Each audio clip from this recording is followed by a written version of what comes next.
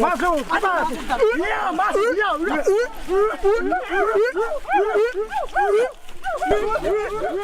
Kayu besi rawa sepanjang 17 meter ini disiapkan untuk membuat salib. Melihat panjangnya, timbul pertanyaan, siapakah yang akan disalib? Siapapun itu, pasti sesuatu yang lebih besar dari mereka. Tapi Frankie Woro, Casimilus Awe, dan warga suku Auyu di Papua Selatan ini tak akan melukai siapapun. Mereka memakai salib ini sebagai tanda perlawanan.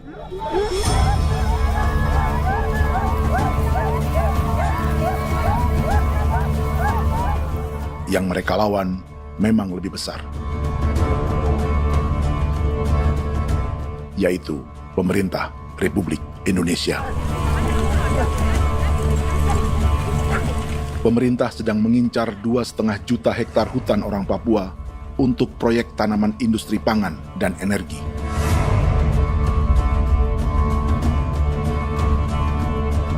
Ratusan kilometer dari salib orang-orang Auyu itu, orang Muyu sedang menyiapkan gerakannya sendiri. Tapi kali ini dalam bentuk sebuah pesta. Pesta yang disiapkan oleh marga Kimco Jinipju selama 10 tahun.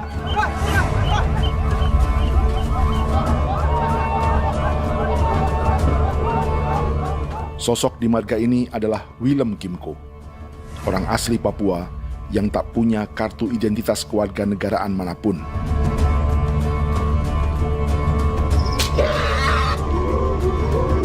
Pesta adat ini sudah cukup langka, tak hanya di Papua, bahkan di kawasan Pasifik dan peradaban Melanesia. Awalnya bayarnya kalau bukan. Intinya hati kau tegelem bipnuka, dan jitana ya kati kau beri barang dipo. Kau memang ambil kau kuning. Ada gagasan dan gerakan sosial di balik pesta orang-orang Muyu ini. Sama dengan gerakan salib merah yang dimulai orang-orang Auyu.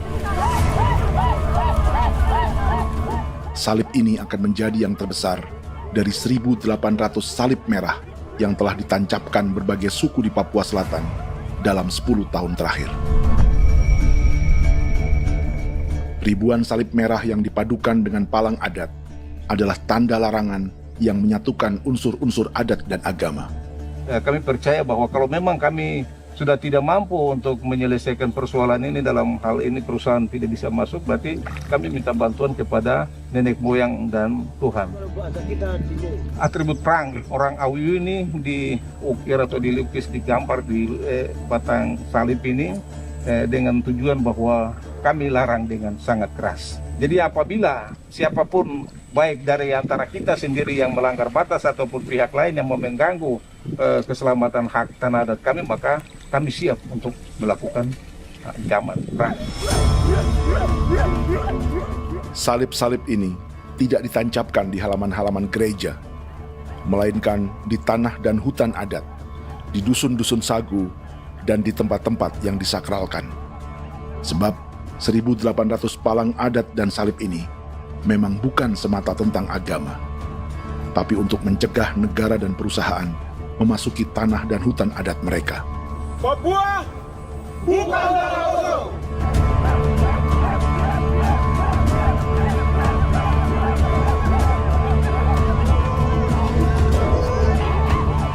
Di zaman TikTok ini, kami ingin menceritakan semua ini lewat film yang pendek.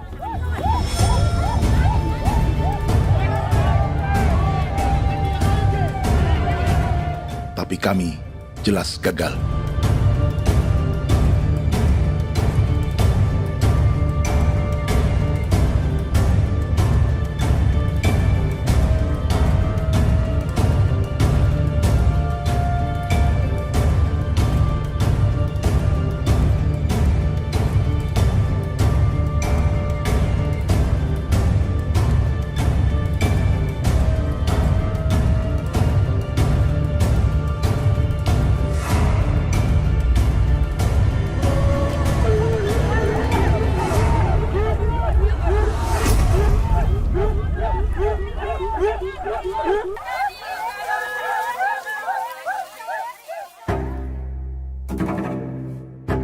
Di planet ini, ada 5 pemilik hutan hujan tropis terluas yang tersisa.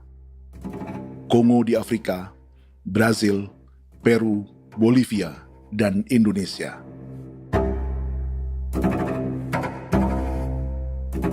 Di Indonesia, satu-satunya pulau yang hutannya masih terjaga adalah Papua, pulau terbesar kedua di dunia setelah Greenland. Lewat sejarah kolonialisme yang panjang, pulau ini kini dikuasai 2 negara. Bagian barat oleh Indonesia yang juga dikenal sebagai West Papua, dan bagian timur menjadi Papua Nugini. Dan tepat di perbatasan ini, di bagian Indonesia, sedang terjadi proyek pemusnahan hutan terbesar di dunia.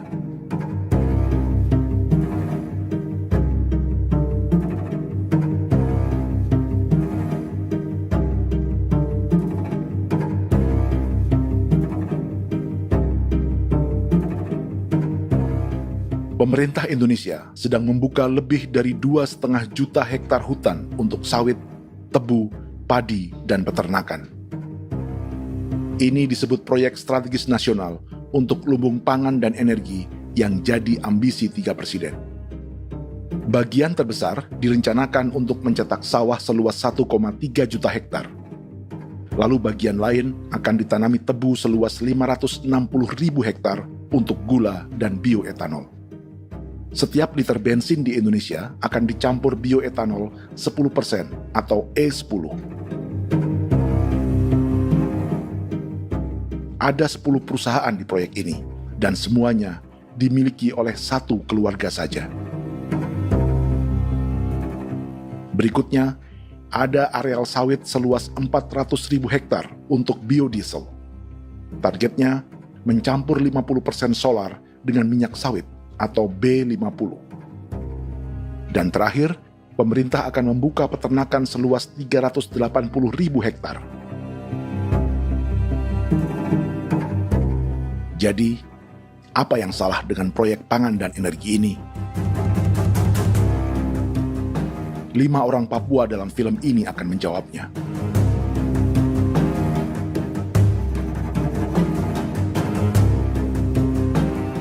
Yang pertama adalah Yasinta Moiwen dari suku Marin.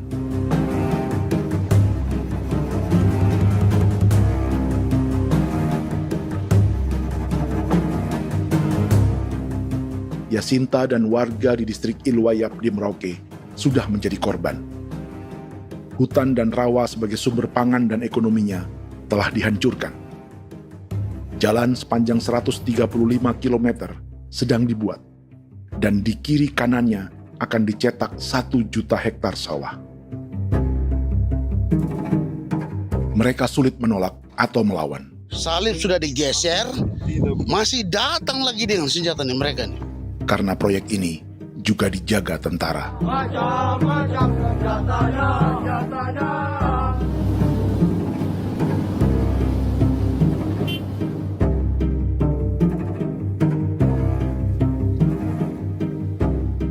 Yang kedua adalah Natalis Buer di distrik Tanah Miring, Merauke.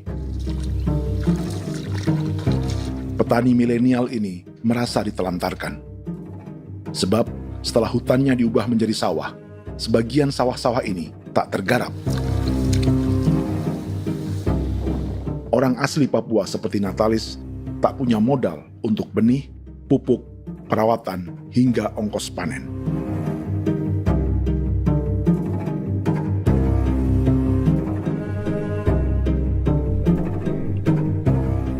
Orang ketiga adalah Vincent Kuipalo dari suku Yenan di distrik Jagebob, Merauke. Vincent dan suku Ye sedang menjadi korban. Hutan adat orang-orang Ye sedang dihancurkan untuk perkebunan tebu dan bioetanol. Tanah mereka juga diincar untuk markas-markas militer, pasukan yang akan menjaga proyek pangan dan energi ini.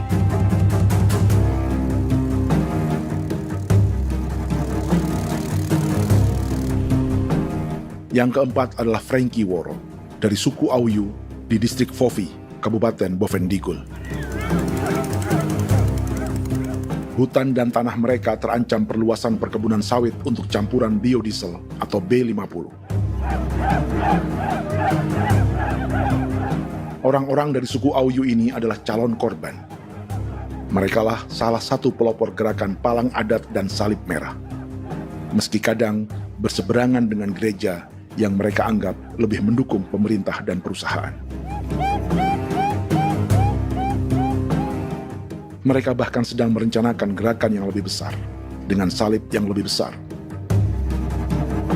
Tanah milik Somu Sobisiba itu bahwa tanah ini diciptakan oleh Tuhan dan memberikan warisan kepada kami. Kami ini hanya hak jaga.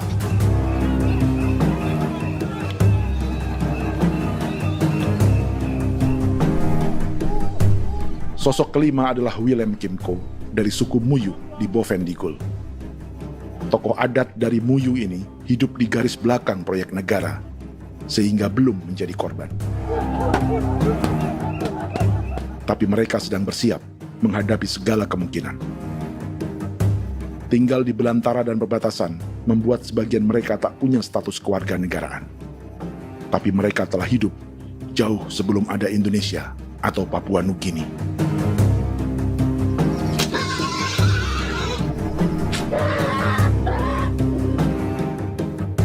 Kelimanya mewakili jutaan orang asli Papua yang sedang terancam eksistensinya. Jika kita merasa kepunahan peradaban Neanderthal di Eropa, Aztec dan Inca di Amerika, atau aborigin di Australia adalah sejarah masa lalu, film ini menceritakan bagaimana pemusnahan sebuah bangsa dan kepunahan sebuah peradaban sedang terjadi di masa hidup kita. Kepunahan bukan karena kerusakan lingkungan dan ruang hidup semata, juga karena dihantam 60 tahun operasi militer.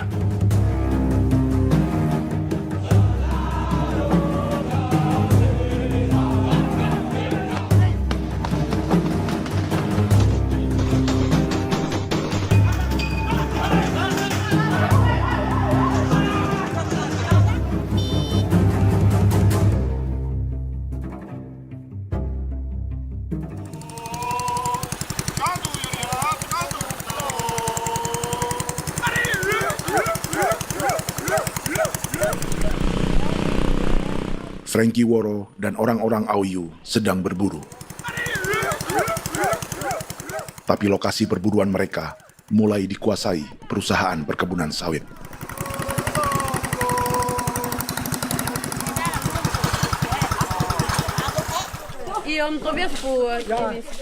Kita akan menuju arah ke Inabusu. Di sana kami akan masuk di wilayah konsesi perusahaan PT Indo Asiana Lestari, dan di situ ya ada survei-survei mereka yang mereka pernah lakukan, tapi juga kami ada lakukan tanda-tanda saksi di sana.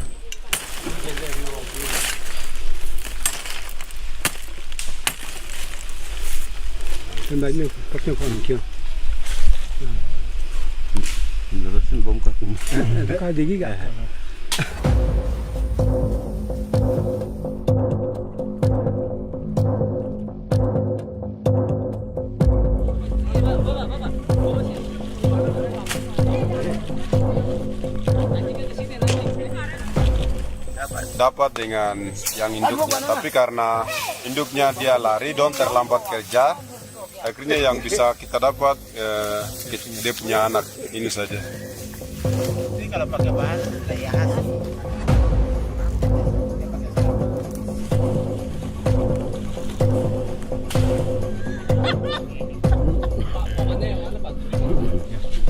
Pohon ini pohon bitanggur, dia punya kayu ini kita biasa gunakan untuk kerja perahu, dan juga kulit depu getanya itu kita pakai untuk kerja ini, panah-panah ini lem, jadikan lem ini, panah-panah. Hutan ini adalah supermarket bagi suku Auyu. Juga lumbung pangan atau bank untuk menyimpan deposito kekayaan alam. Hutan juga tempat yang penuh dengan sejarah suku, situs budaya, dan tempat-tempat sakral. Inilah yang sedang mereka pertahankan dari incaran pemerintah dan perusahaan. Untuk semua alasan ini, mereka menancapkan ribuan salib merah.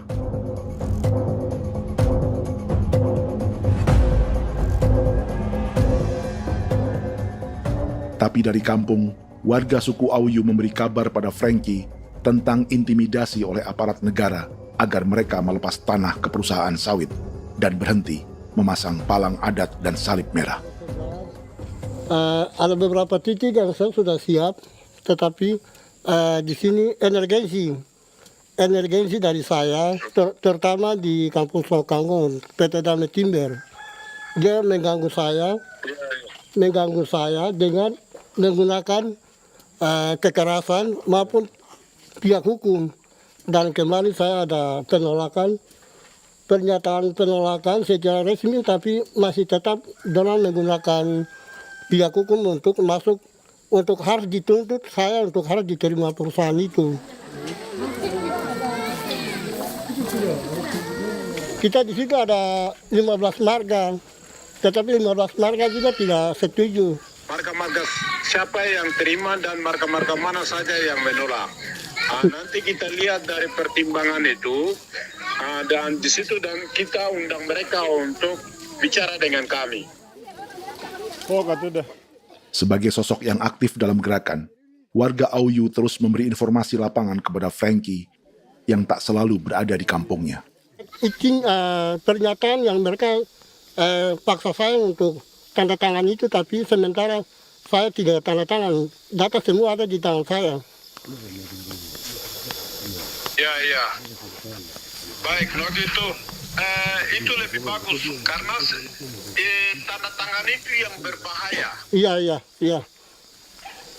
Tanda tangan itu yang lebih berbahaya karena sekarang ini modern dan canggih, dan itu yang mereka biasa pakai untuk tipu muslihat. Mereka biasa pakai itu di tanda tangan itu. Betul. Dari Bambisa juga di Sofia dia masuk untuk memaksakan kami marga untuk harus menerima perusahaan itu. Tapi kemarin kami sudah menolak. Babinsa di sini nama bosku. Itu yang sekarang strategi militer yang sekarang mereka pakai. Jadi yang penting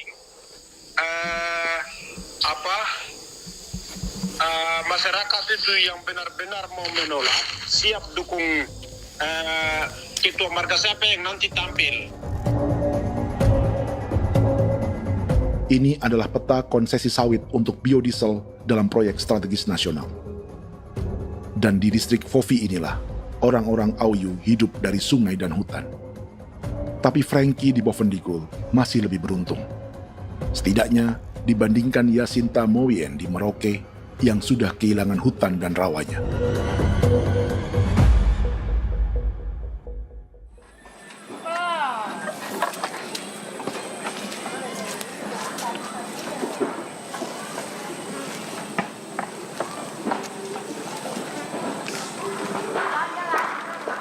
Yasinta dari suku Marin adalah petani sayur di Kampung Wanam, distrik Ilwayap, Merauke. Memanfaatkan lahan yang ada, ia berkebun dan menjual hasilnya ke pasar kampung. Ini ekonomi warga di Wanam untuk menghasilkan uang, lalu memberi barang kebutuhan yang tak bisa mereka produksi sendiri. Tapi kehidupan sebenarnya ditopang oleh ekosistem hutan dan rawa. Inilah sumber pangan utama dan peradaban mereka.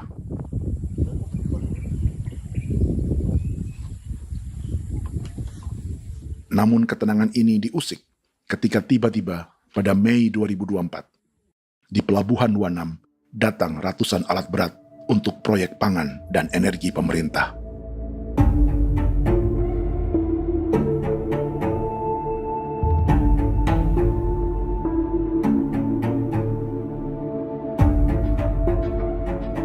Kami masyarakat setempat kami tidak tahu.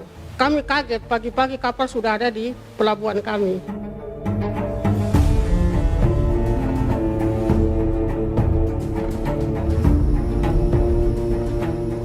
Yasinta Mowien atau Enrika Gebze dan warga lainnya tak pernah diajak bicara atau dimintai pendapat. Seakan-akan Papua adalah tanah kosong. Kita suka kaget yang dong bawa turun alat berat dong bawa turun, kita kaget masyarakat. Dorang subongkar itu kayu-kayu.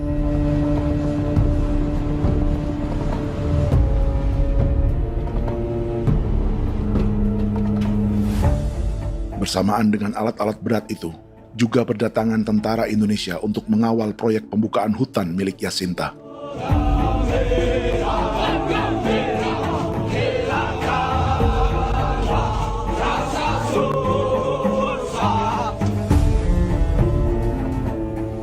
Ribu alat berat didatangkan dari Cina ke Papua oleh perusahaan bernama John Lin Group sebagai kontraktor pemerintah. Ini disebut sebagai pesanan eskavator terbesar di dunia dengan nilai 4 triliun rupiah. Misinya membuka hutan dan rawa milik orang Marin, salah satunya untuk membangun jalan sepanjang 135 km. Sementara di kiri kanannya akan dicetak sawah yang ditargetkan seluas 1,3 juta hektar. Jalan berupa garis lurus ini bukan rute tradisional ekonomi masyarakat.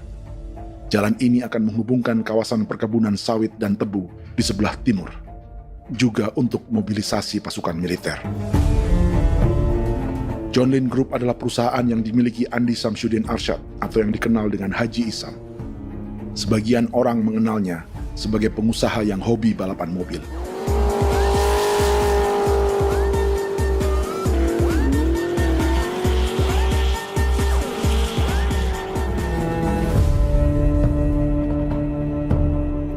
Tapi di Kalimantan, ia berbisnis batu bara, perkebunan sawit, pengolahan karet, penerbangan, perkapalan, dan biodiesel. John Lin Group kini juga menjadi pemilik perkebunan tebu dan pabrik gula terbesar di Indonesia. Sayapnya melebar dari Kalimantan hingga ke Bombana, Sulawesi Tenggara. Perkebunan tebu, pabrik gula, dan industri bioetanol inilah yang juga sedang dikembangkan di Papua. Foto ini adalah momen ketika Isam bersama kerabatnya, Menteri Pertanian Amran Sulaiman dan Menteri Pertahanan Syafri Samsudin meluncurkan program biodiesel atau B50 di Kalimantan Selatan. B50 artinya setiap 1 liter solar, 50%-nya akan dicampur minyak sawit. Perusahaannya, PT John Lin Agroraya, menjadi salah satu pemainnya.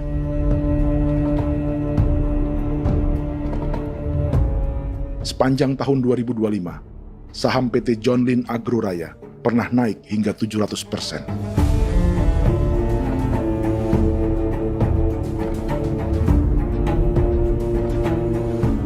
Perusahaan sawitnya yang lain, PT Pradiksi Gunatama, sahamnya bahkan pernah naik 4.000% hanya dalam 1 tahun. Dari harga saham ini saja, nilai kekayaan keluarga Isam diperkirakan mencapai 100 triliun rupiah lebih, menjadikannya salah satu keluarga terkaya di Indonesia dan salah satu pemain penting industri bioenergi. Dan di Papua Selatan inilah sebagian sawit-sawit untuk mendukung program B50 akan ditanam. Inilah tanah orang-orang Wambon, Muyu, Marin, Yei, atau Auyu seperti Frankie Wor.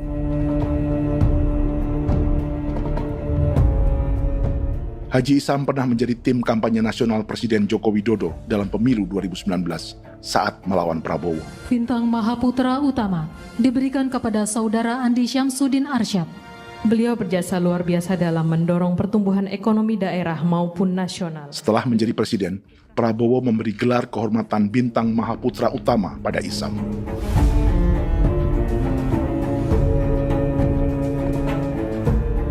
Sejumlah menteri Prabowo, juga kerabat dan orang-orang yang pernah bekerja di perusahaan Isam.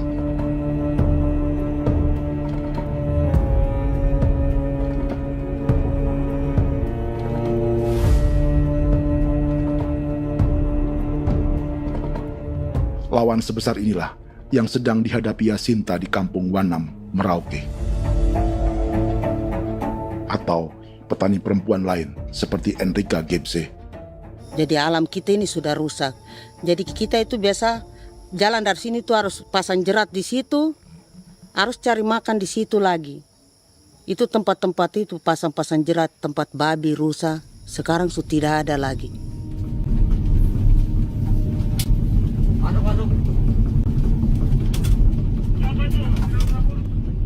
Rekaman ini memberi gambaran bagaimana Kasuari kehilangan rumah di bekas hutan dan rawa.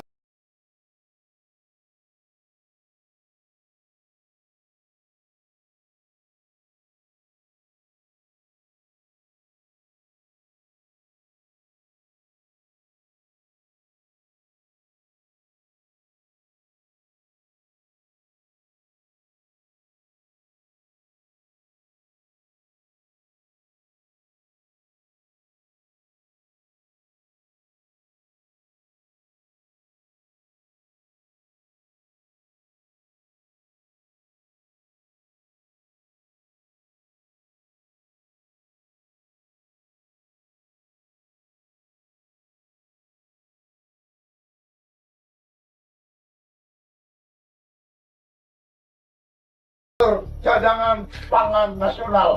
Macam-macam senjatanya, Proyek ini menambah panjang alasan mempertahankan kehadiran tentara di Papua dalam 60 tahun terakhir. Saat ini, jumlah tentara Indonesia di Papua mencapai 56.000 personel. Atau ada 1 tentara untuk setiap 100 orang Papua. Bandingkan dengan rata-rata nasional, di mana hanya ada 1 tentara untuk 696 penduduk Indonesia. Itu belum termasuk polisi. Artinya, 1 orang Papua dijaga lebih banyak senjata dari rata-rata penduduk Indonesia.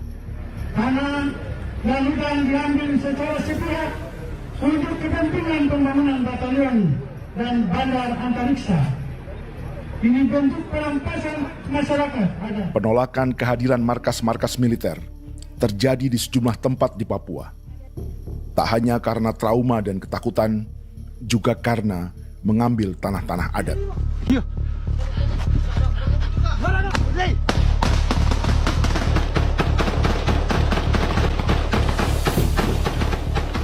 Salah satu alasan mengapa militer terus ditambah di Papua, karena masih ada perlawanan dari Organisasi Papua Merdeka atau OPM selama 50 tahun terakhir.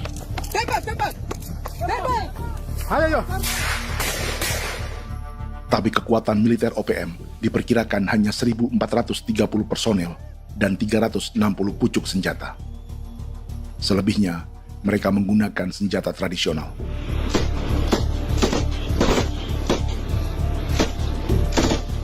Dengan demikian, kekuatan tentara dan polisi di Papua 58 kali lebih besar dari gerilyawan Organisasi Papua Merdeka.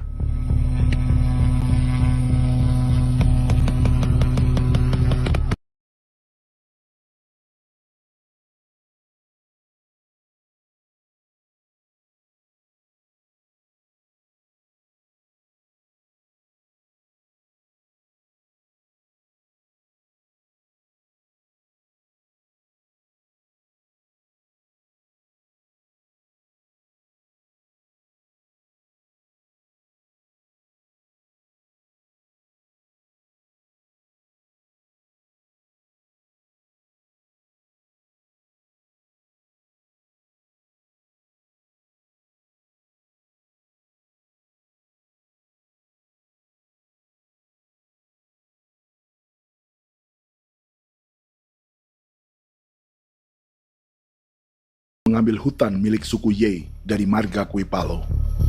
Tapi dorong datang tanam ini saja di sini, tanam papan nama ini. Victor Kuipalo menunjukkan apa yang terjadi. Jadi kita juga kaget ini. Nah, kalau ini papan nama ini memang ini papan nama ditanam tapi bukan haknya mereka yang ini. Ini hak kami di sini, hak dusun kami, marga Kuipalo yang punya hak dusun ini. Setelah memasang patok, alat berat mulai bekerja untuk membangun markas militer di tanah orang Ye.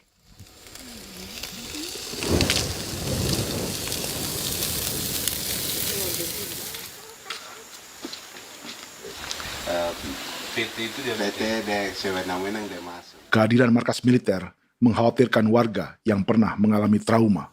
Takut kenapa? Kalau macam yang awal macam sekarang bu kampung hidup ini kan aman.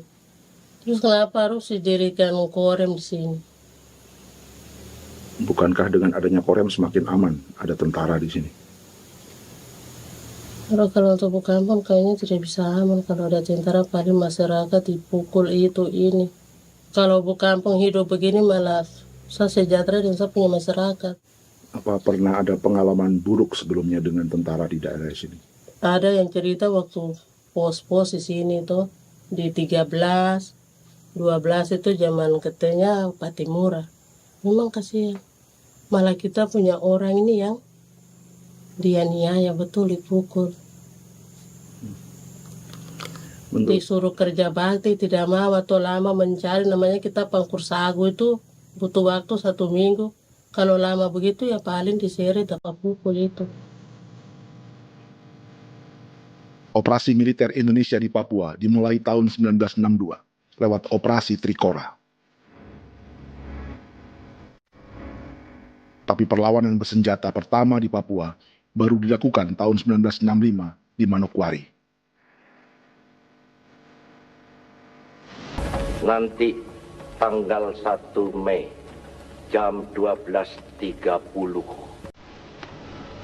pemerintahan di Irian Barat mutlak akan jatuh di tangan.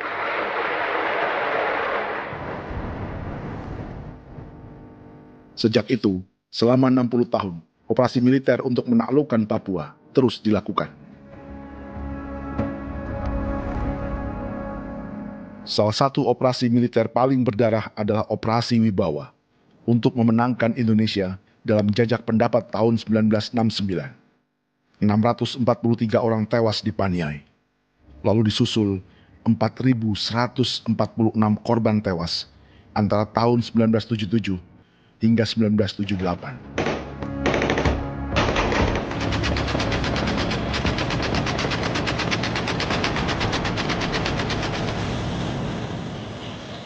Operasi militer ini menimbulkan gelombang pengungsian hingga kini. Dewan Gereja Papua mencatat 103.000 orang menjadi pengungsi pada tahun 2025 dan nyaris tak diberitakan media-media Jakarta. Jumlah pengungsi terbesar tercatat di Nduga yang mencapai 20.000 jiwa. Banyak di antaranya yang sedang hamil, seperti Jubiana, salah satu pengungsi Nduga. Jadi ini takarik mesti kaki be muguruk berselari namen wane gosel bigari me tegirik munene an nimbo mesle berselar nene wam darik lek prak de oi gore bangal no so ndak lo yo nandang me anet ndang no yat de nanen di ko nerwa membri wal marwa tegirik munene wa tri ngel no semana ngal siak kaya berkumpulnya masalah orang me wokosuluk rina men wani ko semane kuman nak wani ndemo ko ndak misalnya me bre ko ko nak semane ne nebe minit waru ra kana bi ndige war be mino pragit de laina bulan Maret April yana mana kantan barang na lire na bam ne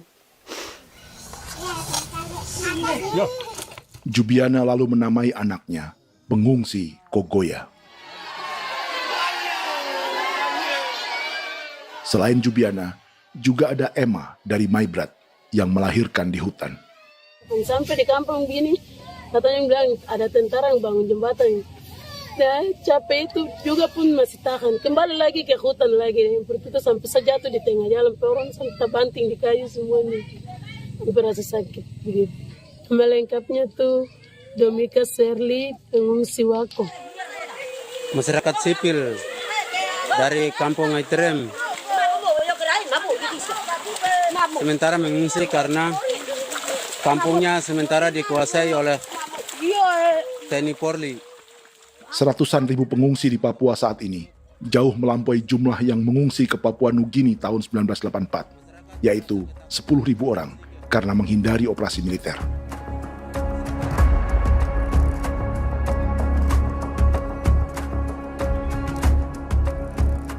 Bersamaan dengan operasi militer, eksploitasi sumber daya alam Papua juga dilakukan sejak masuknya tambang emas dan tembaga Freeport pada tahun 1967.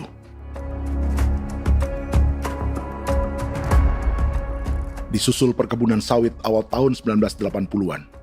Lalu ada perburuan buaya untuk diambil kulitnya.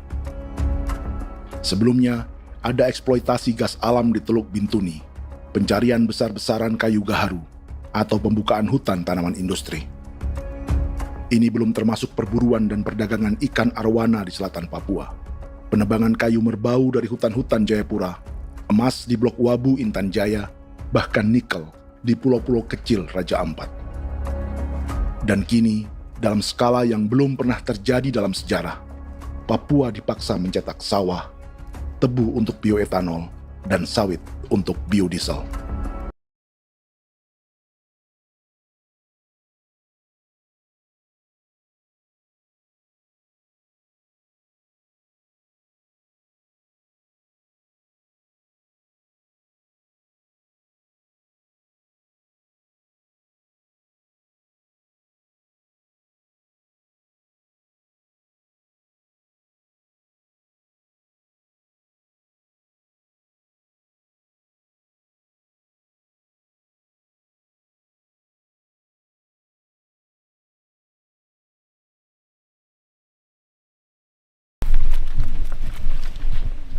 Inilah yang sedang menimpa keluarga Vincent dan Victor Quipalo di Merauke.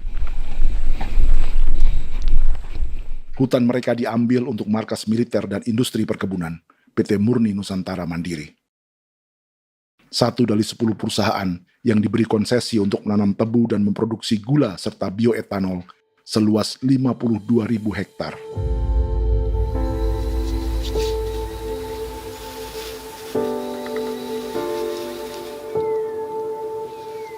Perusahaan ini dianggap mengambil hutan dan tanah orang-orang Ye, terutama marga Quipalo, yang memiliki hak adat terhadap 2.300 hektar hutan.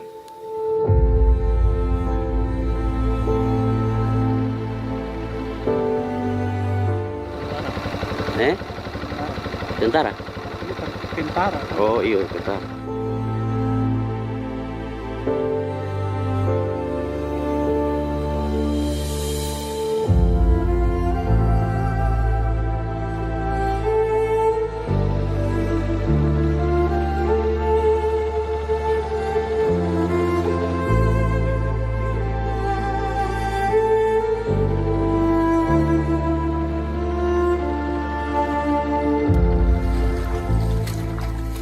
Keluarga Quipalo sedang melihat apakah perusahaan semakin mengancam tanah mereka. Dan kekhawatiran itu terbukti. Iya, makanya tadi saya bilang ini dari sini saja dekat, ini sudah masuk di dalam ujung lapang ini. Ini hutan, yang ini hutan yang dorong ada bongkar sekarang ini. Ini sudah punya alat sudah dekat ini. Dekat sekali ini. Ini di sini. Nacau, kelapa itu yang jalan lama, jalan setapak ini. Dari udara, terlihat alat-alat berat semakin mendekati tanah orang-orang Ye, marga Quipalo.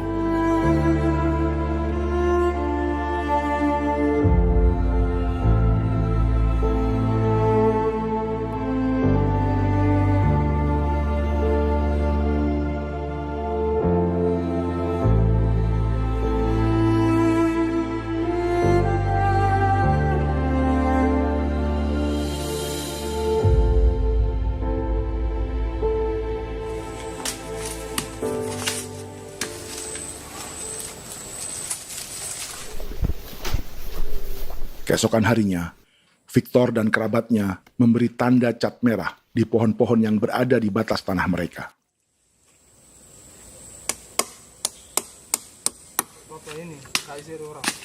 Tapi tanda peringatan adat ini tak diindahkan perusahaan.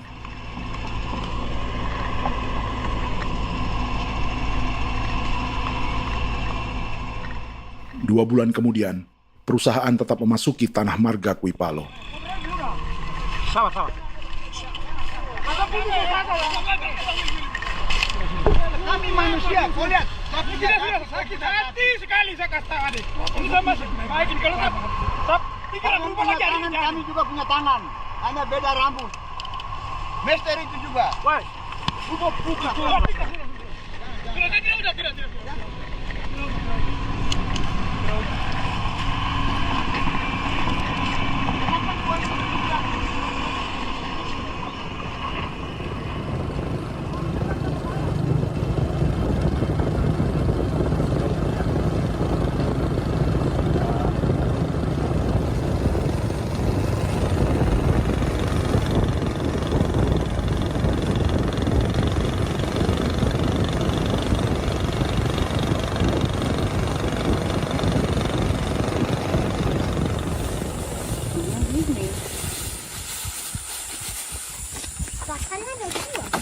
masuk sini.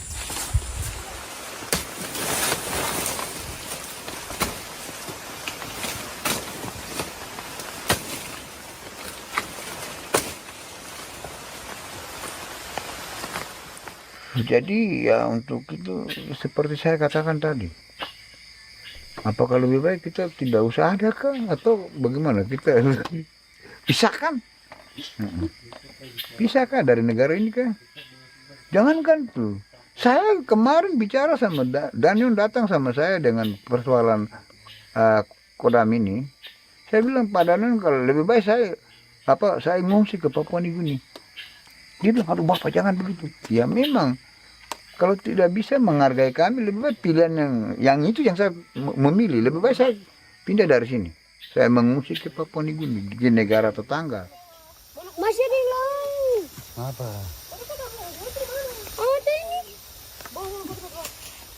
Karena saya bilang sama Kapolsek Pak Agustus ini, 17 Agustus saya tidak kasih naik bendera merah putih. Saya bendera ada, nanti saya taruh di meja.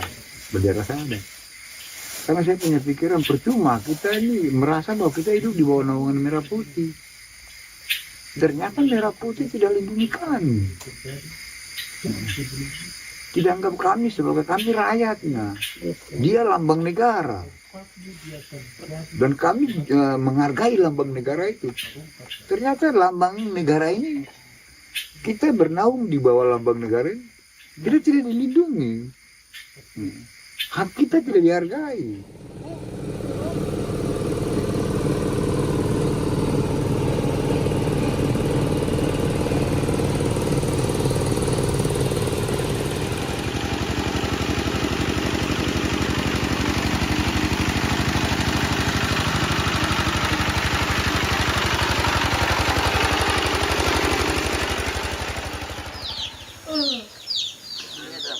Marga Kuipalo dari suku Ye terus mendapat teror dan intimidasi agar melepas tanah mereka yang hanya dihargai Rp300.000 per hektar. Tapi mereka tidak berjualan tanah. Makanya mama itu tidak suka untuk lepas tanah. Untuk apa? Baru di dalam hutan itu ada obat-obat tradisi. Itu sudah Kalau macam ada sayur juga, kita ambil sayur yang dia tumbuh sendiri. Jadi kita ini mau kemana, kalau itu sudah digusur, ya habis. Kita ini jadi penonton. Jangan sampai kita ini duduk minta di jalan. Jadi kita tidak mau seperti itu. Makanya tanah itu kita tidak melepas. Tapi mungkin orang lain tuh dia senang saja. Lebih baik saya pegang uang merah dulu. Saya bisa beli-beli itu ini. Nanti datang uang sudah habis, gembel, mau cari kemana lagi, hutan sudah habis, mau makan ikan di mana, kali sudah hancur. Seperti Yasinta di Wanam, suara dan gerakan kaum perempuan Papua sangat nyaring dan tak bisa diabaikan. Saya sebagai perempuan tolak untuk perusahaan masuk di sini. Karena kalau saya terima anak-anak saya mau dikemanakan, mau tinggal di mana. Apapun yang terjadi saya tetap tolak. Demi tanah ini saya akan berjuang, demi saya punya anak-anak. Yang katanya mengutamakan anak Papua, nyatanya yang kerja kebanyakan ya orang-orang Jawa. Dan sendiri orang Jawa, tapi bukan mau bicara yang tidak-tidak. Memang kenyataannya seperti orang-orang Papua itu diterbelakangkan, kurang diutamakan, gitu.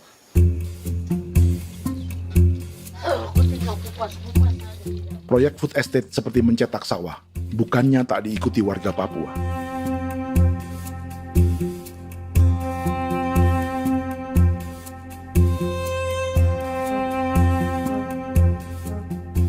Salah satunya Natalis Buer di distrik Tanah Miring, Merauke.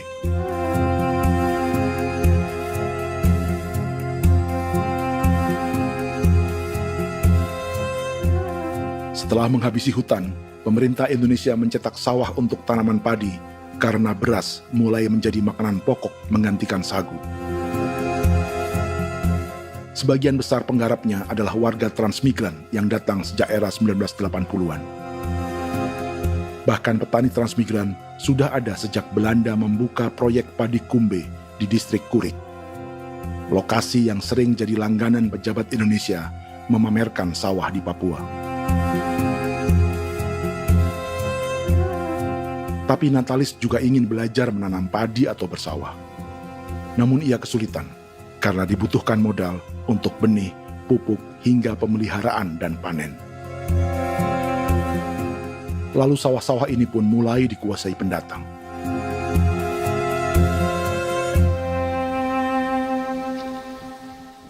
Tapi sejauh ini di kampung kami ini yang saya lihat memang ada kelompok kami punya di sini yang sudah tergabung dalam Gapoktan, kemudian masuk dalam optimalisasi lahan. Tapi baru saya anak asli yang punya lahan di sini. Mereka tidak punya.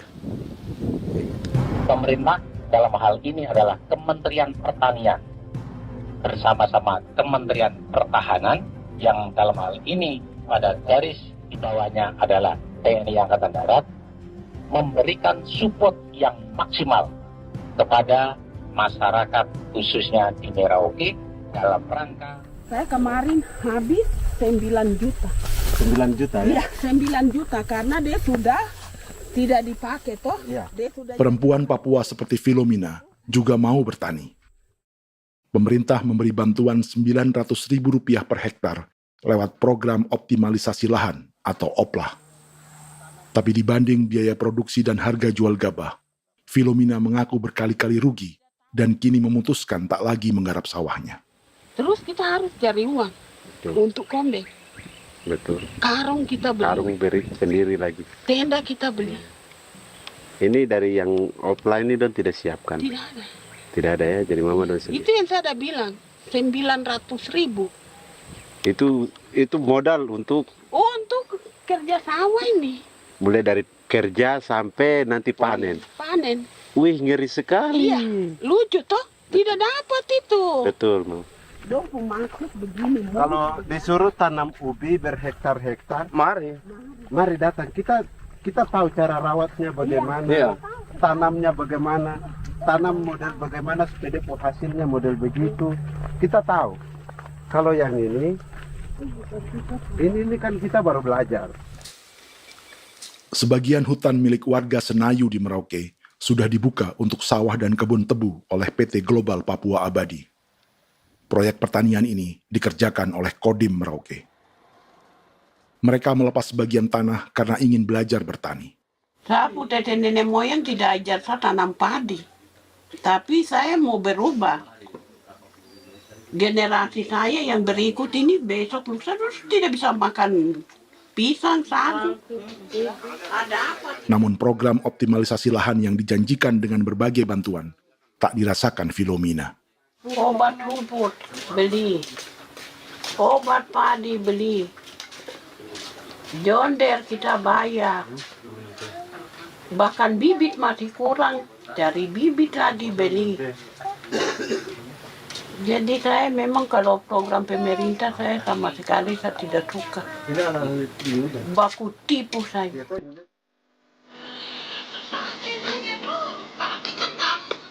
Mereka merasa ditinggalkan sendiri, jatuh bangun belajar bertani padi. Sementara sumber pangan dan air yang semula mudah didapat, kini telah berganti sawah dan kebun tebu. Dulu kita masih bisa jalan, nanti masak di kali, pakai air kali. Minum pakai air kali. Sekarang kok mau masak? Tidak ada air. Air tidak susu, mau minum tidak bisa. Sudah dengan obat. Drone semprot itu saja drone. Drone yang semprot. Saya lihat gitu. Jadi kita bukan drone yang terbang di atas untuk disemprot. Dong lempar pupuk di bawah ya dia mengalir ke kali. Mengalir ke kali ke rawa-rawa.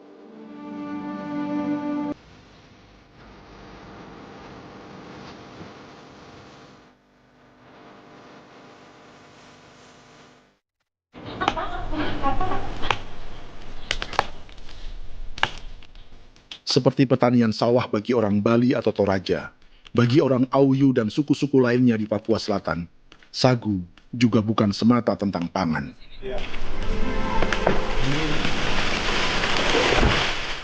Bagi orang Auyu dan Marin, sagu adalah kerabat, sosok orang tua, sosok nenek moyang yang harus dijaga dan dilindungi. Lagi bikin apa mama ini mama? Pakai toko kita sagu.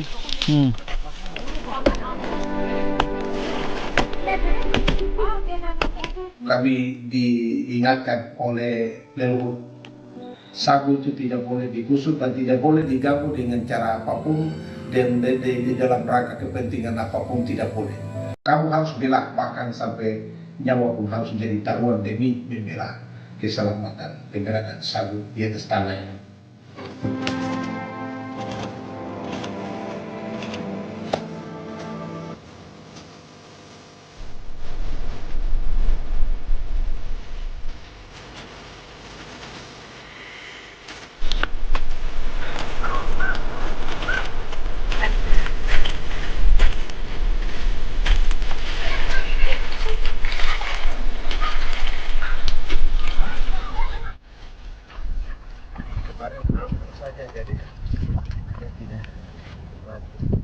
Menurut Natalis, pemerintah di Jakarta mendefinisikan lumbung pangan semata urusan beras dan mencetak sawah.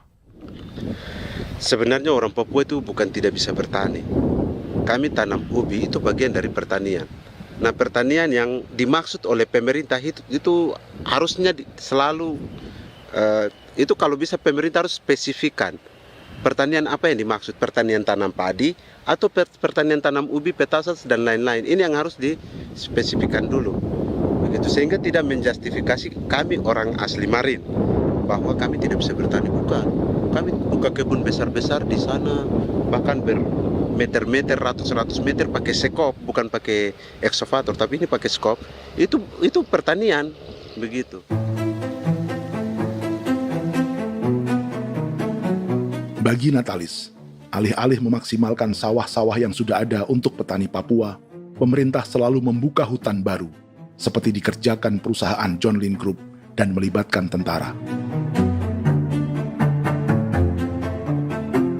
Padahal, sejarah keterlibatan militer dalam proyek food estate atau cetak sawah adalah sejarah kegagalan yang bertubi-tubi 4 presiden selama 30 tahun terakhir.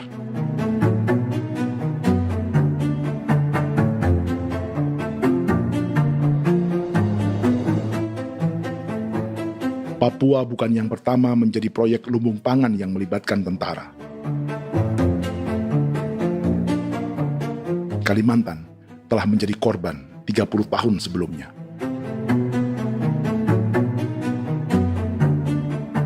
Ini adalah bekas hutan yang sudah dibuka di Pulang Pisau, Kalimantan Tengah. Tahun 1996, di era Presiden Jenderal Soeharto, ia menghabisi 1 juta hutan di lahan gambut untuk mencetak sawah demi memenuhi ambisi swasembada beras, bukan swasembada pangan. Hutan tropis Kalimantan dihabisi dalam skala yang belum pernah terjadi dalam sejarah. Di bawah rezim militeristik, tak ada yang berani melawan keinginan Soeharto, termasuk orang Dayak seperti Kuneng. Nggak bisa dihalangi itu. Nggak boleh dihalangi. Ya kalau ada kata-kata aja menghalangi, sudah kita diseret ke kepolisian dulu. Atau bisa langsung di PKI-kan. Iya, di PKI-kan gitulah. Jadi kita tuh nggak berani apa-apa dulu tuh. Ya. Apa maunya aja. Misal bilangnya A. Setahun setelah pengundulan hutan skala besar itu, tahun 1997, untuk pertama kalinya Kalimantan mengalami kebakaran lahan dan kabut asap terbesar dalam sejarah.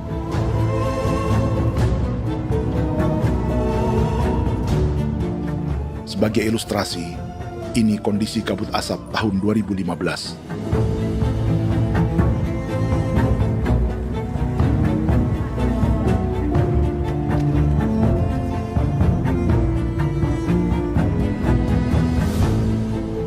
Proyek 1 juta hektar sawah Jenderal Soeharto itu gagal. Bendungan dan saluran irigasi mangkrak hingga kini. Mei 1998, rezim Soeharto tumbang. 2 tahun setelah ia menumbangkan jutaan hektar pohon di Kalimantan. Setiap tahun, lokasi ini menyumbang kebakaran dan kabut asap yang merugikan jutaan orang. Sawah yang berhasil di Kalimantan justru bukan sawah yang dibangun Jenderal Soeharto, melainkan yang dirintis para transmigran sejak era 1980-an. Sawah-sawah inilah yang ikut digarap oleh militer di era Presiden Joko Widodo. Dan hasil dari proyek food estate Presiden Jokowi itu sama sekali jong nih, nggak ada harapan lagi sudah seperti ini. Tapi Jokowi terus memperluas area food estate hingga 16.000 hektar. Presiden Jokowi juga menyerahkan urusan lumbung pangan ini kepada Prabowo yang saat itu menjadi Menteri Pertahanan. Salah satunya di Kabupaten Gunung Mas, Kalimantan Tengah, untuk membuka perkebunan singkong seluas 31.000 hektar. Food Estate Singkong Jenderal Prabowo ini dimulai dengan membuka 600 hektar hutan di Tawai Baru. Proyek singkong untuk bioetanol ini pun dijaga tentara. Dan seperti Jenderal Soeharto, proyek Jenderal Prabowo ini pun gagal.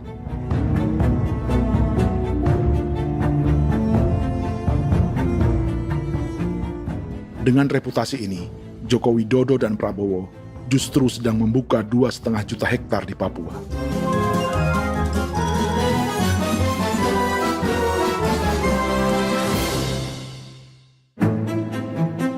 Setelah Jenderal Soeharto, Presiden Jenderal Susilo Bambang Yudhoyono juga mencoba membuka food estate di Papua sejak tahun 2010. Namanya Merauke Integrated Food and Energy Estate atau MIFE. Proyek ini juga gagal.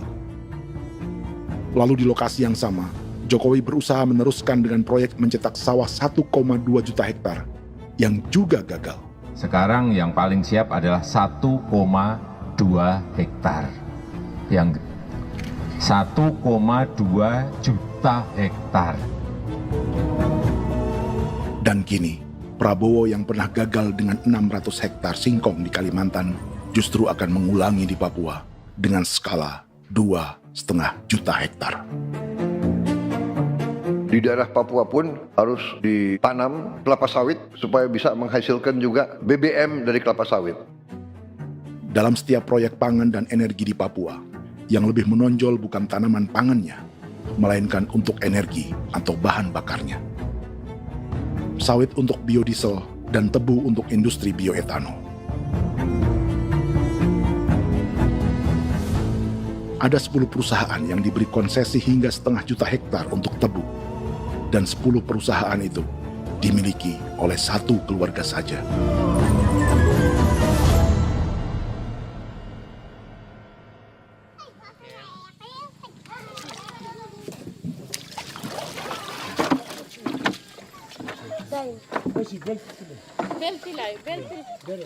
Para perempuan Auyu di Bovendigul akan berangkat memancing.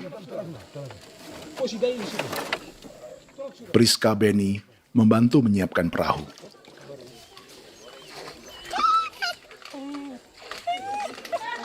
Mereka akan mengumpulkan bahan pangan di hutan untuk persiapan acara penancapan salib merah berikutnya.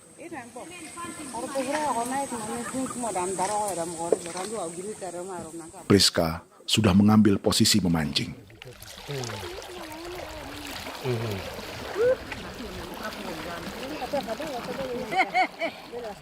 1.800 salib merah telah dipasang di wilayah adat berbagai suku di Papua Selatan untuk menghalau perusahaan sawit dan tebu.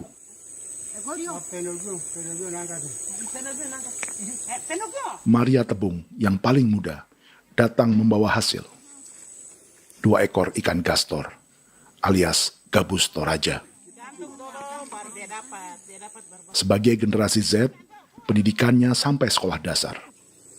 Di perusahaan perkebunan seperti sawit atau tebu, ijazah SD hanya bisa menjadi buruh kasar.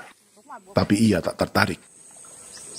Karena kita hidup itu dari alam, kita pancing, juga di darat, bawa anjing, terus bikin pagar sagu, dapat babi, bawa baru kita makan. Jadi kita tidak mau perusahaan masuk. Kita tidak akan terima. Sementara Priska Beni masih mencari peruntungan. Tapi baginya, menjadi nelayan di Sungai Fofi masih lebih baik daripada bekerja 9 tahun di perkebunan sawit. Sudah pengalaman, jadi kita tidak mau lagi. Seberapa lama ketika kerja itu? Selama di sana. 9 tahun di sana. 9 tahun? Saya baru pulang dari perusahaan. Selama 9 tahun kerja di sawit, bisa punya rumah kah? Atau tidak. Motor kah? Tidak. Johnson kah? Tidak. Cuma makan saja. Pendapatan juga kan tidak lebih. Habis dimakan.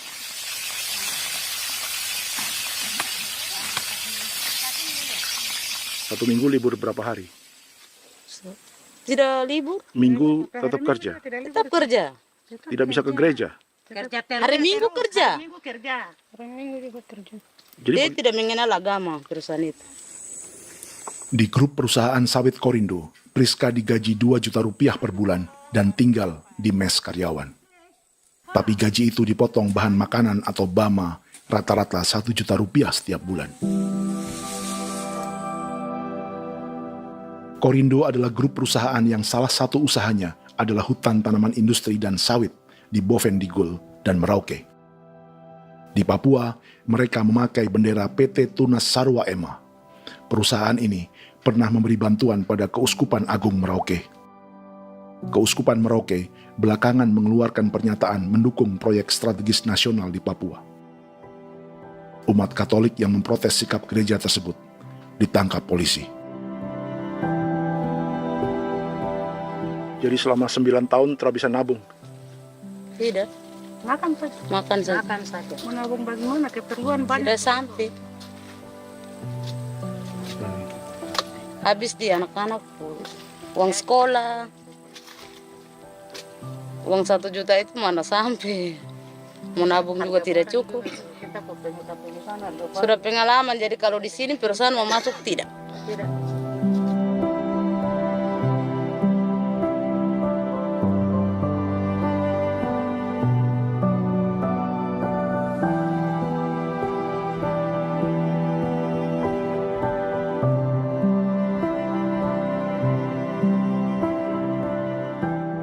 Dan menu makan siang seperti ini agaknya sulit bagi buruh sawit atau tebu yang digaji 2 juta rupiah per bulan. Generasi Z seperti Maria Tebung atau generasi milenial seperti Priska Beni punya matematika ekonominya sendiri. Sawit untuk biodiesel atau tebu untuk bioetanol tak akan ada bedanya bagi mereka.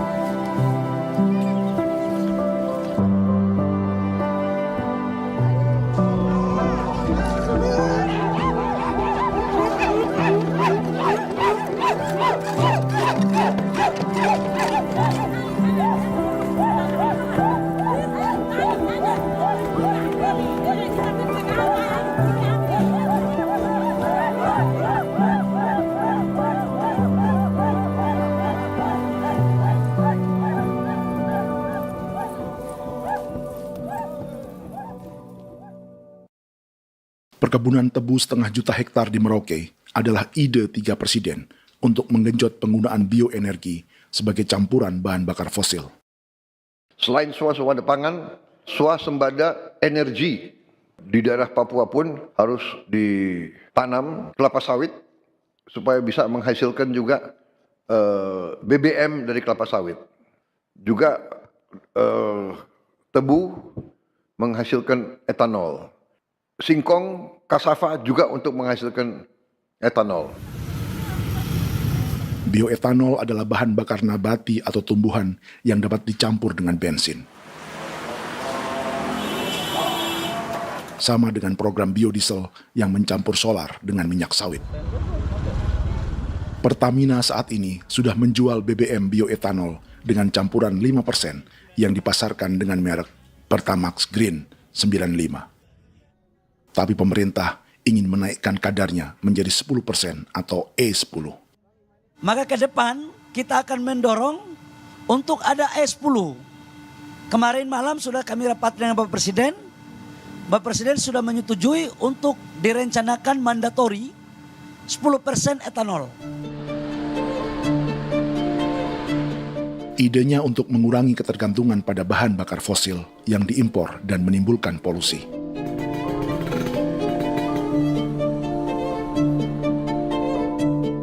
Tapi bioetanol bukannya tak mengorbankan lingkungan, hutan, rawa, dan manusia.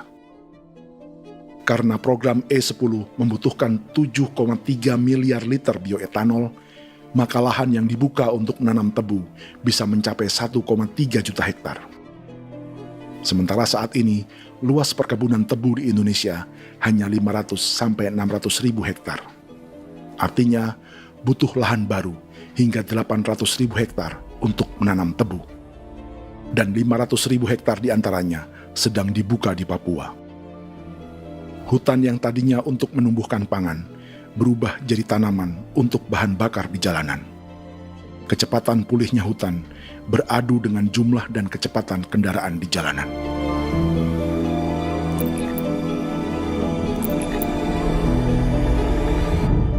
Dahaga terhadap energi tak pernah bisa dipuaskan.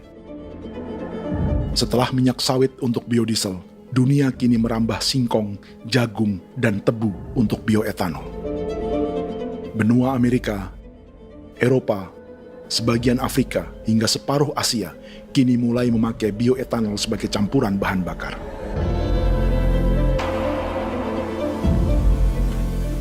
Selain perebutan lahan, masa depan dunia juga dibayangi semakin mahalnya harga pangan karena persaingan antara perut manusia dengan tangki kendaraan.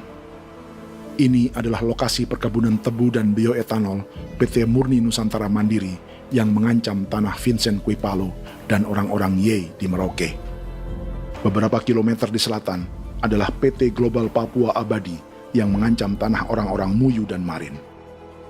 Dua perusahaan ini adalah bagian dari 10 perusahaan yang mendapat konsesi lahan untuk tebu dan bioetanol di Merauke. Batas konsesi mereka bahkan sama dengan batas negara Indonesia dengan Papua Nugini. Salah satu ciri bahwa peta konsesi ini dibuat di Jakarta dari atas meja. Sama seperti kolonial Inggris dan Belanda ketika mereka membagi Pulau Papua dengan garis lurus pada abad 19. Seakan Papua adalah tanah kosong. Bedanya, meski peta konsesi ini mengatur batas 10 perusahaan, tapi perusahaan-perusahaan ini sebenarnya dimiliki oleh satu keluarga saja. Ini nama 9 dari 10 perusahaan tebu dan bioetanol di Merauke, Papua. 99% saham mereka dimiliki sebuah perusahaan bernama PT Merauke Nusantara Manis. Sementara 1% sisanya dimiliki PT Merauke Gula Mandiri. Tapi saham kedua perusahaan ini dimiliki PT Merauke Sugar Group. Dan perusahaan ini, 90% sahamnya dimiliki pengusaha bernama Angelia Bonaventure Sudirman, serta perusahaan bernama Zico Trust dan Resource Harvest. Lalu 10% lainnya dikuasai PT Papua Energi Abadi, yang pemiliknya adalah Dudi Christian dan Angel Madeline. Sekarang, mari kita lihat siapa mereka. Angelia Sudirman adalah keponakan dari salah satu konglomerat sawit Indonesia, Martias Fangiono. 9 perusahaan di Papua ini berada di bawah bendera Merauke Sugar Group. Dan Merauke Sugar Group hanya satu dari 7 grup perusahaan milik keluarga Fangiono.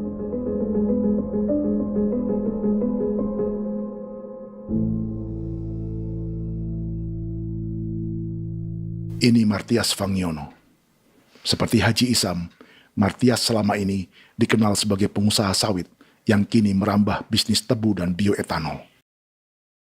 Ini momen saat penanaman perdana tebu di Merauke bersama Presiden Joko Widodo Juli 2024.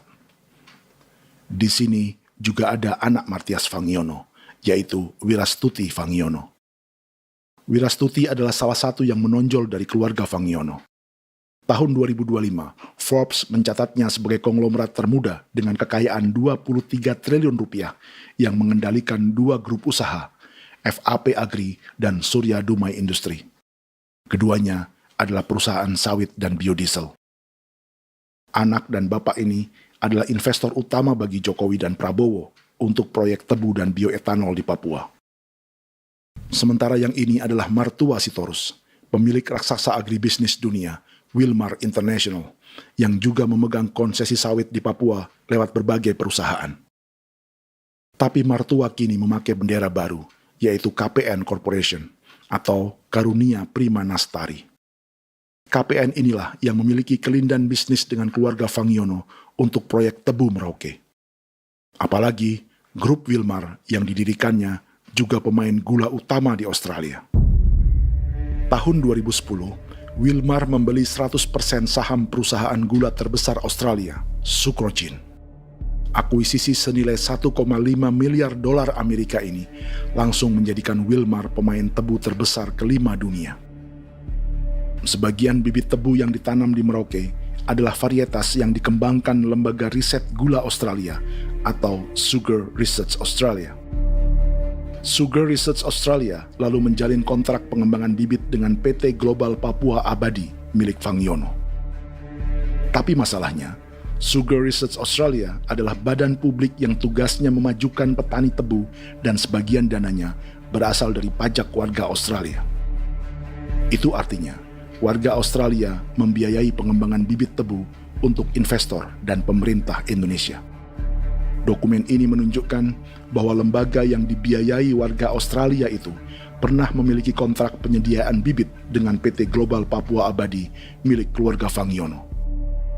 Kontrak itu baru berakhir pada November 2024. Artinya, saat Presiden Jokowi dan keluarga Fangiono menanam bibit tebu pada Juli 2024 ini, kontrak itu masih berlaku.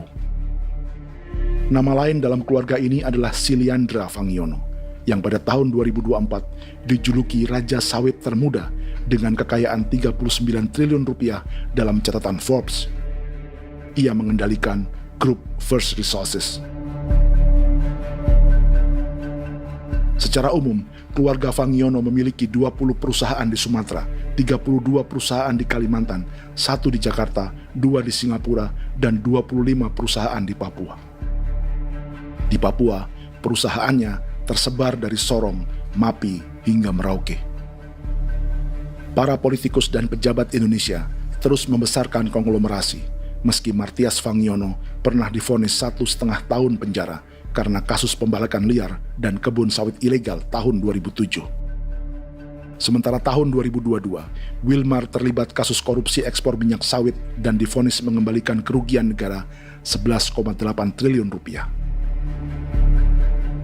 Tumpukan uang ini disebut sebagai pembayaran dari grup Wilmar yang diterima secara simbolis oleh Presiden Prabowo pada Juni 2025 lalu. Tapi peran raksasa biodiesel dan bioetanol dunia ini belum akan surut di Indonesia. Bahkan sebaliknya. Sebuah dokumen presentasi bisnis dari Wilmar International Limited pada tahun 2010 ini bisa menjadi petunjuk. Presentasi ini bagian dari proses pembelian 100% saham raksasa tebu Australia, Sucrogen. Dalam presentasi ini, Wilmar mengaku ditawari konsesi lahan 200.000 hektar di Papua, atau dulu disebut Irian Jaya, untuk menanam tebu. Dengan penerbangan hanya 2,5 jam dari kantor Sucrogen di kota Townsville ke Merauke, Wilmar akan mengawinkan bisnis gula dan bioetanolnya menjadi pemain dunia. Dan lokasi yang diincar oleh Wilmar adalah distrik Ilwayap di Merauke, kampung halaman Yasinta Moiwen. Dan persis disinilah, 14 tahun kemudian, ribuan eskavator John Lynn Group milik Haji Isam mulai membuka hutan sebagai kontraktor pemerintah. Presentasi dan gagasan ini dibuat oleh Wilmar pada Juli tahun 2010. Sebulan kemudian, Agustus 2010, pemerintah Presiden Susilo Bambang Yudhoyono meluncurkan proyek Lumbung Pangan dan Energi Merauke atau Merauke Integrated Food and Energy Estate. Targetnya membuka lahan 1 juta hektar dalam 5 klaster yang masing-masing 200.000 hektar. Angka yang sama dengan presentasi Wilmar. 5 tahun kemudian, 2015, giliran Presiden Joko Widodo yang mau melanjutkan proyek pangan dan energi 1,2 juta hektar. Menjelang pensiun sebagai presiden, Jokowi kembali menggencarkan proyek ini dan melibatkan Prabowo sebagai Menteri Pertahanan. Jokowi lalu mendukung Prabowo sebagai presiden berpasangan dengan anaknya, Gibran Rakabuming Raka sebagai wakil presiden. Kini, setelah menjadi presiden, giliran Prabowo yang melanjutkan proyek bioetanol dan biodiesel dengan memobilisasi militer dan melibatkan pejabat-pejabat yang juga para elit partai koalisinya.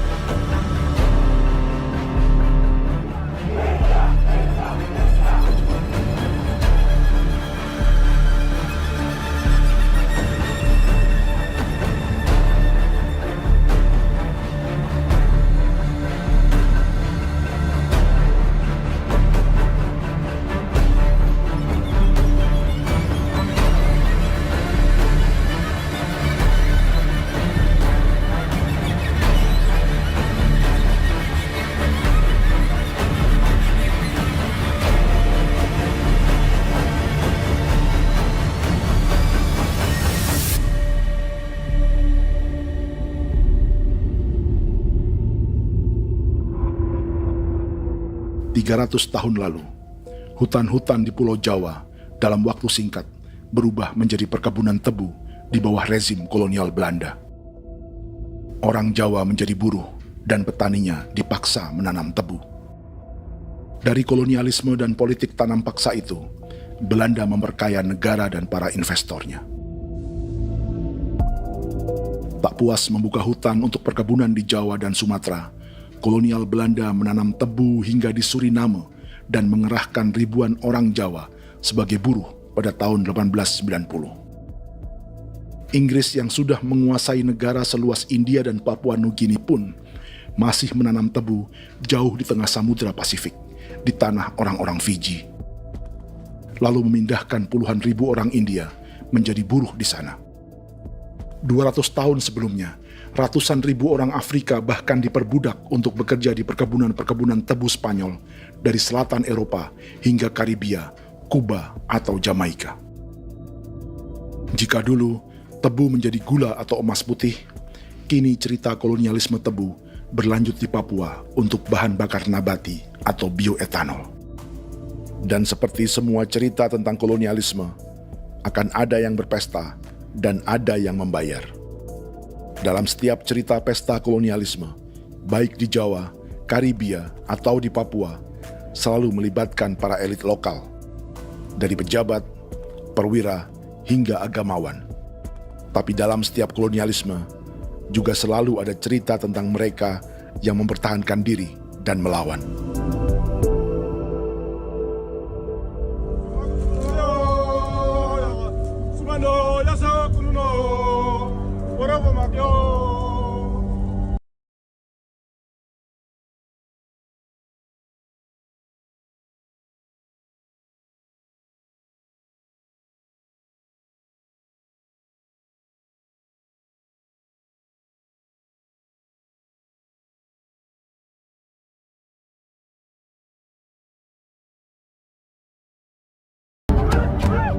Dalam sejarah Gereja Katolik banyak pemimpin-pemimpin yang adalah tanda petik itu adalah Judas-Judas juga.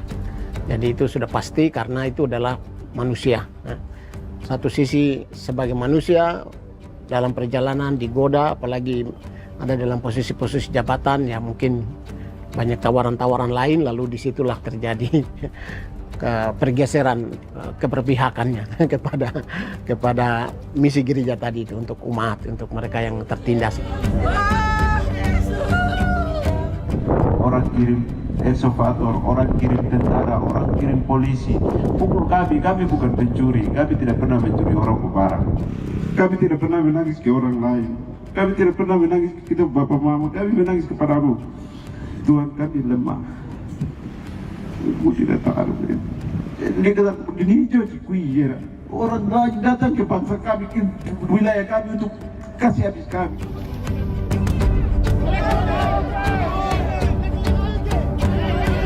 Ya Hakimam Dehi, Ya Hakimam Dehi, Bono Ya Hadikul Dehi, Bono Ya Hadikul Dehi. Kita buat sasi seperti begini untuk menolak perusahaan apapun yang masuk di tanah kami. Kalau kita kasih, kita bikin rusak sekarang, kita punya generasi berikutnya mau dapat kemana. Jadi kita nyatakan sikap di sore hari ini, kami tolak.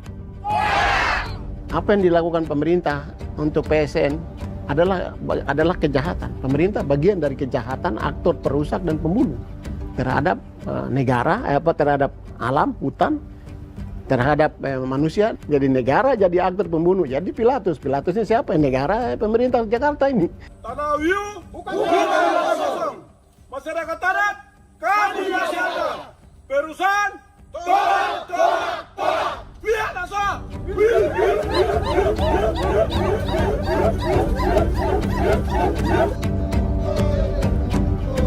Jika tanah adat dan hutan adat hilang, kami mau hidup di mana? Maka di sini saya mau bilang, negara jangan tipu-tipu kami lagi.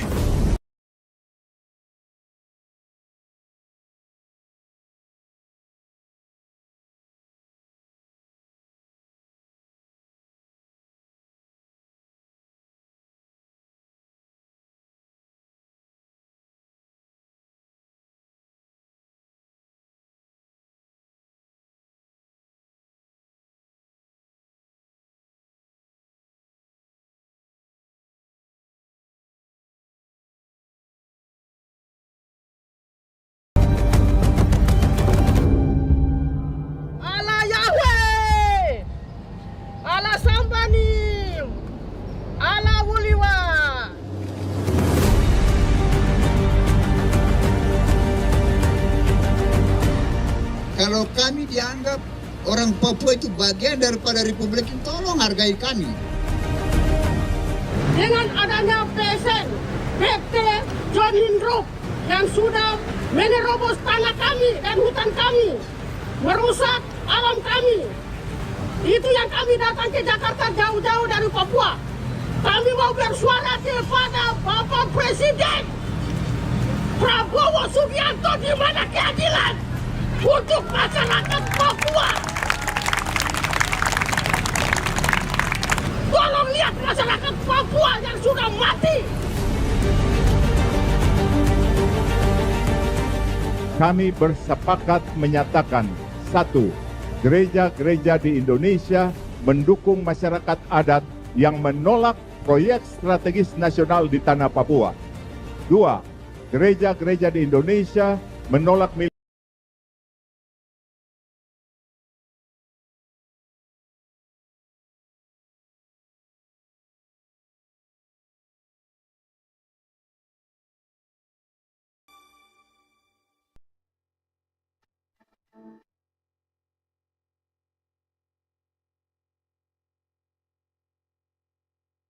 Kita sering merasa banyak hal buruk sudah jadi cerita sejarah.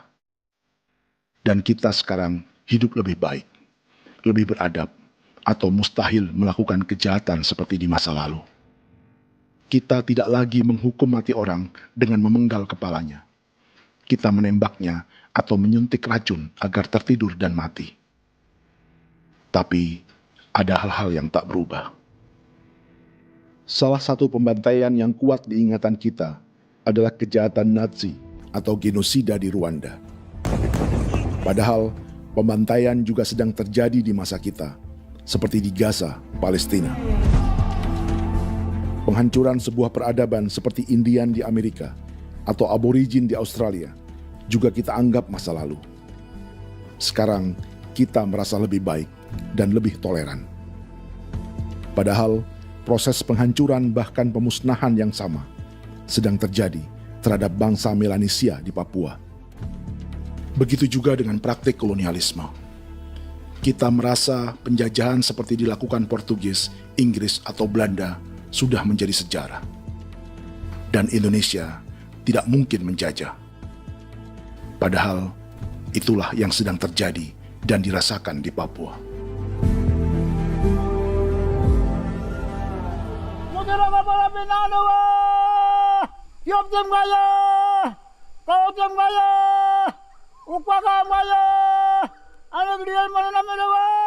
Jalannya sejarah ini disadari Willem Kimco di pedalaman Bovendigol, Papua. Hidup terpencil dan tak tersentuh urusan negara bukan berarti selalu aman.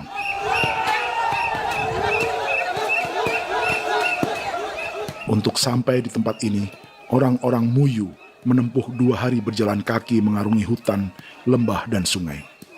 Termasuk mereka yang datang dari perbatasan Papua Nugini. Mereka berkumpul untuk memenuhi undangan pesta adat yang disebut Awon Atatbon atau Pesta Babi. Yang mengundang adalah marga Kimco Jinipjo. Yang dituakan di marga ini adalah Willem Kimco. Ia tak punya kartu tanda penduduk dan kewarganegaraan manapun, baik Indonesia atau Papua Nugini. Tahun 1984, 10.000 orang Papua, terutama suku Muyu, mengungsi ke Papua Nugini untuk menghindari operasi militer Indonesia, termasuk Willem Kimco.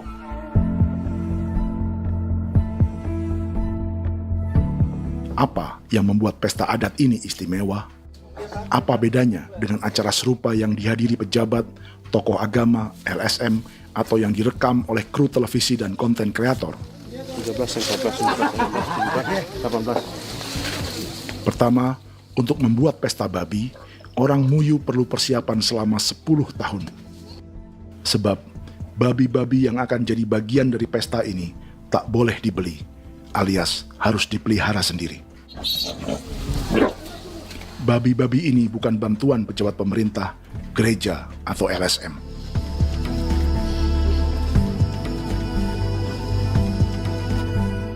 Yang kedua, babi-babi ini tidak dipelihara di kandang. Jadi punya nama babi ini kah? Harimau. Harimau? Harimau. Dia kulit dengan ini bulu di harimau, macam harimau begitu yang kasih nama harimau. Setelah diberi nama, mereka dilepas liarkan di hutan sejak kecil. 10 tahun kemudian, jika tiba saatnya pesta, para pemburu akan mencari mereka di dalam 479 hektar hutan milik marga Kimco. Suku atau marga lain tak akan mencurinya di hutan, karena mereka sudah punya babi dan wilayah masing-masing. Itu artinya, mereka harus tetap menjaga dan mempertahankan hutannya, agar babi-babi bisa hidup. Demikian juga dengan lahan pangan mereka, yang menumbuhkan sagu, keladi, atau aneka sayuran.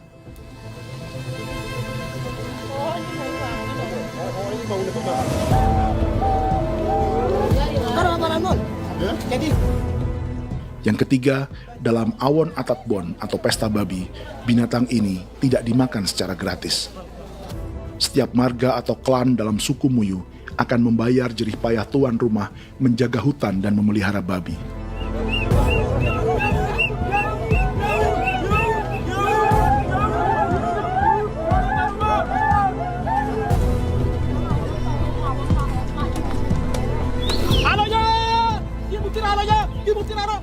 Ini seperti arisan untuk menjaga budaya dan lingkungan. Bagian dari budaya dan ekonomi timbal balik yang ditandai dengan siklus memberi dan menerima.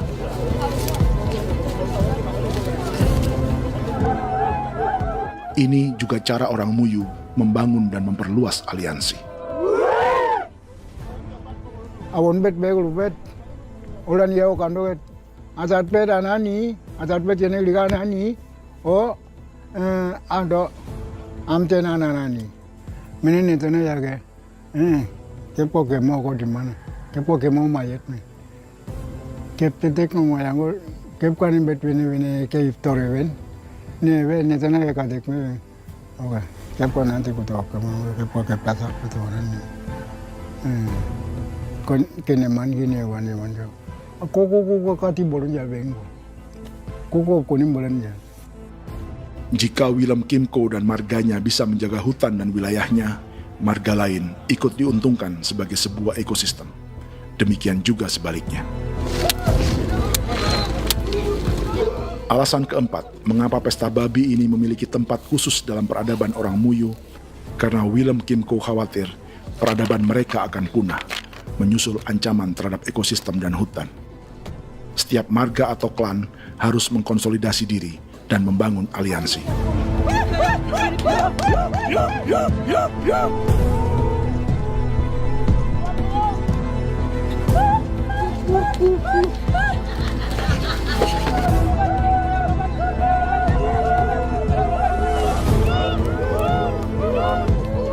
Kekhawatiran Willem dan orang-orang Muyu tak berlebihan.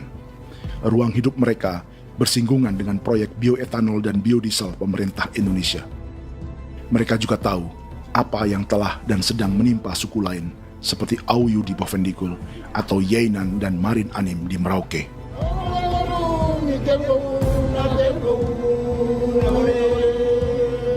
Jika suku-suku lain menggunakan palang adat dan salib merah sebagai gerakan perlawanan, orang-orang Muyu memakai pesta babi untuk mempersiapkan diri dan konsolidasi. Sebab, berbeda dengan saat mengungsi tahun 1984, kali ini yang datang ke tanah orang-orang Muyu tak hanya tentara, juga alat-alat berat bersama para pebisnis pangan dan energi.